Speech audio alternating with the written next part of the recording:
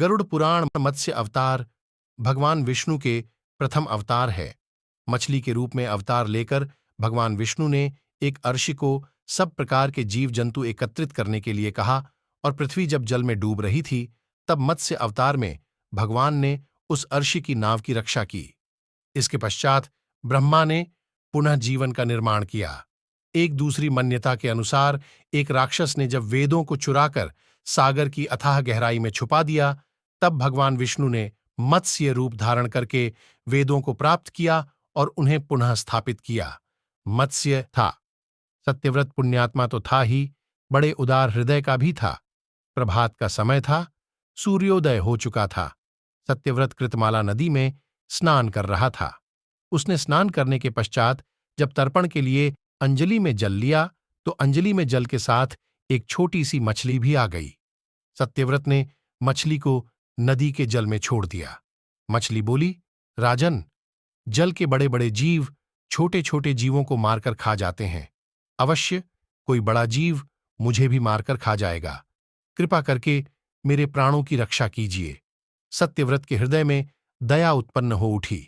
उसने मछली को जल से भरे हुए अपने कमंडलू में डाल लिया। तभी एक आश्चर्यजनक घटना घटी। एक रात में मछली का शरीर इतना बढ़ गया कि कमंडलू उसके रहने के लिए छोटा पड़ने लगा। दूसरे दिन मछली सत्यव्रत से बोली, राजन, मेरे रहने के लिए कोई दूसरा स्थान ढूंढिए, क्योंकि मेरा शरीर बढ़ गया है। मुझे घूमने फिरने में बड़ा कष्ट होता है। सत्यव्रत ने मछली को कमंडलू से निकालकर पानी से भरे हुए मटके में रख दिया। यहां भी मछली का शरीर रात भर में ही मटके में इतना बढ़ गया कि मटका भी उसके रहने की। अवतार की कथा। एक बार ब्रह्मा जी की असावधानी के कारण एक बहुत बड़े दैत्य ने वेदों को चुरा लिया। उस दैत्य का नाम हयग्रीव था। वेदों को चुरा लिए जाने के कारण ज्ञान लुप्त हो गया। चारों ओर अज्ञानता का अंधकार फैल गया और पाप तथा अधर्म का बोलबाला हो गया। तब भगवान विष्णु ने धर्म की रक्षा के लिए मत्स्य रूप धारण करके हयग्रीव का वध किया और वेदों की रक्षा की।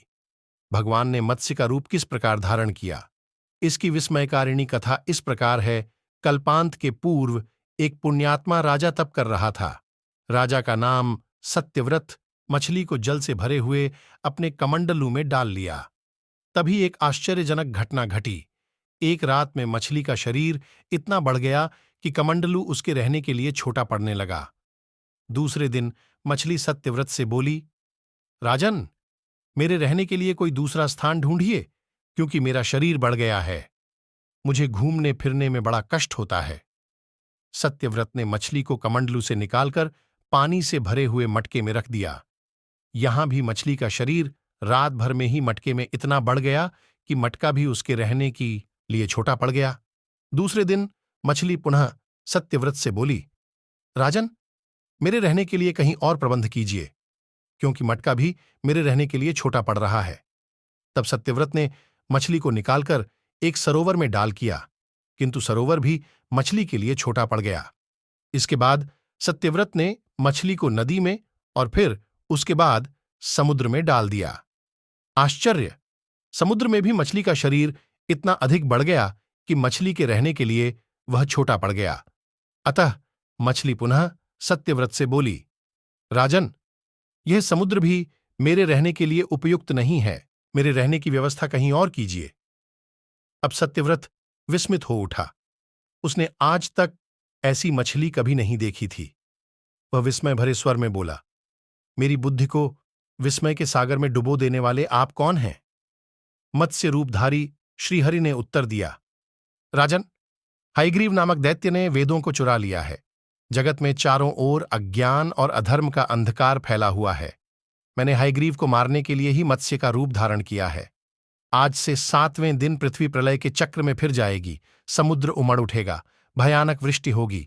सारी पृथ्वी पर जल ही जल हो गया। संपूर्ण पृथ्वी जल में समा गई। उसी समय एक नाव दिखाई पड़ी। सत्यव्रत सप्तऋषियों के साथ उस नाव पर बैठ गए। उन्होंने नाव के ऊपर संपूर्ण अनाजों और औषधियों के बीज भी भर लिए। नाव प्रलय के सागर में तैरने लगी। प्रलय के उस सागर में उस नाव के अतिरिक्त कहीं भी कुछ भी नहीं दिखाई दे रहा था। सहसा मत्स्य रूपी भगवान प्रलय के सागर में दिखाई पड़े। सत्यव्रत और सप्त आर्षिगण मत्स्य रूपी भगवान की प्रार्थना करने लगे। भगवान से आत्मज्ञान पाकर सत्यव्रत का जीवन धन्य हो उठा। वे जीते जी ही जीवन मुक्त हो गए। प्रलय का प्रकोप शांत होने पर मत्स्य रूपी भगवान ने हयग्रीव को मारकर उससे वेद छीन लिए। भगवान ने ब्रह्मा जी को पुनः वेद दे दिए।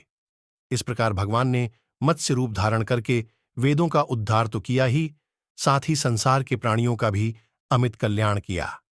तो दोस्तों, ये थी भगवान विष्णु की मत्स्य बनने की कहानी। अगर अच्छी लगी हो तो कृपया कमेंट जरूर करें और अपने दोस्तों के साथ शेयर करें। धन्यवाद।